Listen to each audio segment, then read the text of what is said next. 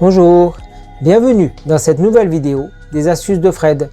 Cette vidéo est la suite de la vidéo de Qui sommes-nous, dans laquelle je vous expliquais que nous sommes composés d'un corps, d'une âme et d'une conscience supérieure. Et à la fin de cette vidéo, je vous annonçais que j'allais en faire une sur les raisons pour lesquelles nous nous incarnons.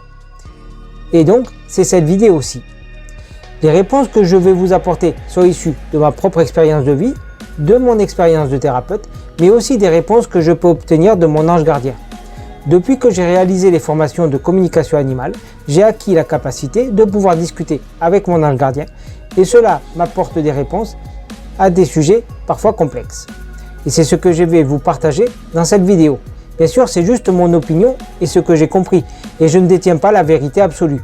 Et vous êtes parfaitement libre de me croire ou de ne pas me croire et de comprendre les choses à votre façon. Donc, pourquoi nous incarnons-nous? Eh bien, c'est une question très complexe en fait. Et il y a plusieurs façons de voir la vie. Il y a la façon de la voir comme les hyper-rationalistes ou les esthéticiens, pensant que la vie est juste due au hasard et qu'il n'y a rien avant et rien après. Le problème de voir la vie comme cela, c'est que déjà, il n'y a aucun espoir et que cela nous autoriserait à tout faire puisqu'il n'y aurait aucun jugement et aucune raison de bien agir ou de mal agir. Et donc l'homme serait libre de faire toutes les pires turpitudes. Et en fait, de penser comme ça, c'est une pensée diabolique puisque c'est être séparé de la source ou croire qu'on est séparé de ce qui nous a créé et qu'on est juste un être isolé.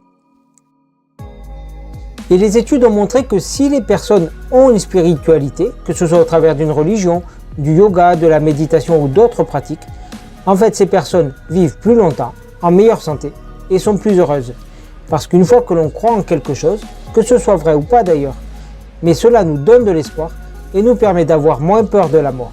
Et donc les épreuves sont moins difficiles et nous pouvons être plus heureux.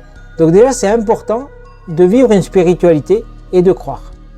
Mais surtout la pensée hyper rationaliste qui croit qu'il n'y a rien d'autre que la vie sur Terre et rien de spirituel ou de non matériel est contredite par la science elle-même. En science, il y a les constantes cosmologiques et physiques qui correspondent à la vitesse de la lumière, la masse de l'électron, la taille des atomes, des protons, enfin peu importe.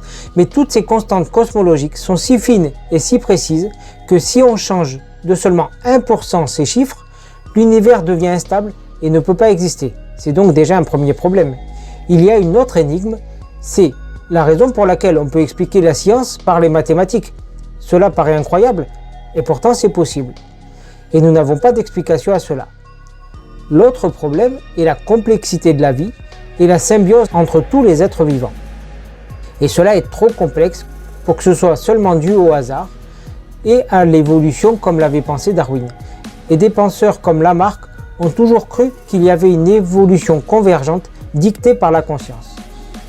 Et il y a un autre fait qui montre que la vie ne peut pas être seulement due au hasard, c'est les synchronicités et les intuitions qui nous guident sur notre chemin. Et quelquefois les synchronicités sont tellement complexes que c'est difficile à imaginer dans un monde hypermatérialiste. Et il y a un autre problème fondamental en physique, c'est que l'observateur perturbe la mesure. Quand il y a quelqu'un de conscient qui observe une mesure en physique quantique, même en physique à notre échelle, cela perturbe les mesures. Et donc la seule manière d'expliquer tout ça, la très grande précision des constantes cosmologiques et le fait que la conscience agit sur la matière, c'est qu'il y a une conscience en arrière-plan qui a créé tout cela. Et d'une manière très précise pour que la vie existe. Alors cela suppose une intentionnalité. Alors est-ce que cette intentionnalité est totale et que nous serions uniquement des marionnettes ou des petits robots, ou alors est-ce que nous sommes libres d'agir comme nous voulons? Et en fait les deux sont justes. Nous sommes bien sûr libres d'agir comme nous le voulons, nous avons le libre arbitre, mais il y a quand même une conscience derrière qui essaie de nous guider dans la vie via les synchronicités ou nos intuitions. Et donc le fait qu'il y ait une intentionnalité et une conscience derrière la vie impose que nous sommes ici pour une certaine raison. Et une première explication peut nous être donnée dans le livre La Bhagavad Gita tiré du Mahabharata. Dans ce livre-là, il y a le roi Arjuna qui est obligé d'aller faire la guerre et qui ne le souhaite pas. Et son cocher, qui représente en fait Krishna, lui explique qu'il faut sortir de cette dualité bien-mal et qu'en fait Dieu, la source qui nous a créés, doit vivre toutes les expériences et que Dieu projette sa conscience au travers de nous, de ces incarnations, pour vivre des expériences multiples et acquérir ainsi du savoir et de la connaissance. Et donc la première explication de pourquoi nous sommes là, c'est parce que Dieu crée des mondes pour se projeter à l'intérieur. Bien sûr, la réponse absolue de pourquoi fait-il ça, nous ne pouvons pas l'obtenir. Il y a aussi une seconde raison qui peut expliquer pourquoi nous sommes là, c'est si nous devons agir quelquefois bien ou mal dans des vies, cela doit être réparé dans d'autres vies. Et nous savons que nous vivons en lien avec d'autres âmes et que nous sommes connectés à d'autres âmes. Cela peut s'appeler âme sœur, âme jumelle, flamme jumelle, couple sacré, peu importe. Mais nous savons que nos consciences sont connectées entre elles.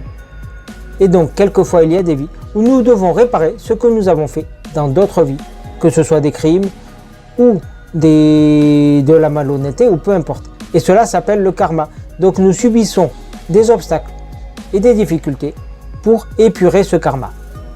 Et donc, nous pouvons aussi comprendre que nous sommes incarnés pour apprendre et évoluer spirituellement pour nous rapprocher de la source. Bien sûr, c'est incompréhensible de nous faire tomber dans la matière pour nous demander ensuite de remonter. Mais nous savons, par les prophètes et puis toutes les religions, que nous devons essayer dans nos vies de nous améliorer et de toujours faire le bien pour progresser spirituellement. Et c'est comme cela qu'on peut arriver à une vie harmonieuse et heureuse. Mais il y a aussi une autre façon d'expliquer pourquoi nous sommes incarnés.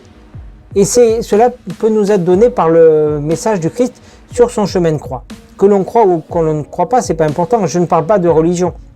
Mais le symbole du Christ dans son chemin de croix, qui avait été torturé par les Romains, c'est de pardonner à ces hommes de l'avoir torturé et de continuer à les aimer tels qu'ils sont.